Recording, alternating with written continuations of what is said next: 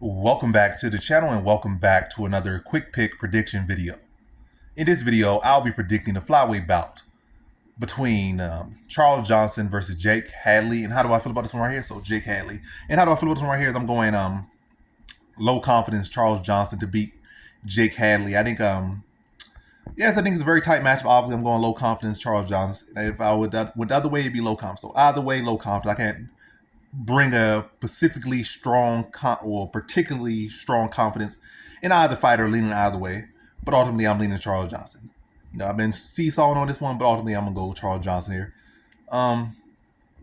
Yeah, I think both guys have similar losses in the UFC or in their careers. I can say Jake Hadley, for the most part, has been more pacific. All his losses have been getting grappled up and controlled. Nascimento and Durden. And the majority of Johnson's losses have been, not I said Naimov. What's his name? Mokayev wrestled him up. Durden wrestled him up. The other guy wrestled him up. That's the majority of losses. But he did lose a split decision to Odi Osborne. That could have went either way. And yeah, so they both got mostly similar losses in the UFC. And but when I look at both of them, I feel like they match it pretty well. But yeah, wrestled up. And I was gonna say leading to Jake Hadley at first, but I had to look into it more. And he's only gotten one takedown since he's been, in the UFC banner. And that's not even in the octagon. It wasn't in the octagon because it was a contender series. But I'm talking about as far as in his professional UFC record, not just like, under the umbrella, but like in the UFC as an official UFC fighter, he has got 0 takedowns. But as far as, in the octagon underneath the UFC umbrella in the contender series, he got 1 takedown. So over like 5 fights underneath the UFC umbrella, he has gotten 1 takedown. And takedowns, I feel, are an important part of this fight. And he just hasn't been getting them. He got 1 takedown. Outside of that, he's given him a good bit of takedowns, but he has not got a single takedown in the UFC. He's got 2 submission wins underneath the UFC umbrella. But, yeah, 2 submission wins, but not a single takedown. Well, but 1 underneath the UFC umbrella. But anyway, I think Charles Johnson is the cleaner striker. Jake Hadley has not seemed to have that wrestling success. He has good submission skills, but I feel like his wrestling offensively and defensively is pretty weak. And I feel like Johnson has the better wrestling offensively and defensively.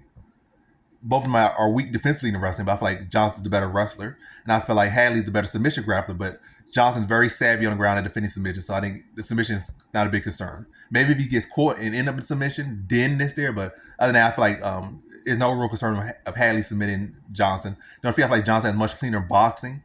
And also I feel like Hadley's low comp that he actually beaten has not been the best. He beat a guy who had like a kidney stone and Malcolm Gordon. Malcolm Gordon already not the greatest fighter. Then you beat him when he had a kidney stone and hit him in his kidney stone. And then you submitted like Carlos Candelario or something like that, who's not didn't really belong in the UFC. No insult to him, he just did not belong in my opinion. I don't know if he's still in there, but he didn't belong then. He don't belong now. No insult. Go back to the drawing board, come back, work your way back away. As far as when he's in the UFC, still or not still in the UFC, not UFC caliber at all. But anyway, so I feel like yeah, Johnson showed a lot in his last fight. I feel like he's the better wrestler offensively and defensively, and I feel like that's a big part of this fight. I feel like he can control that. I feel like he's a much more efficient striker. I feel like he's cleaner, more technical, better defense as well.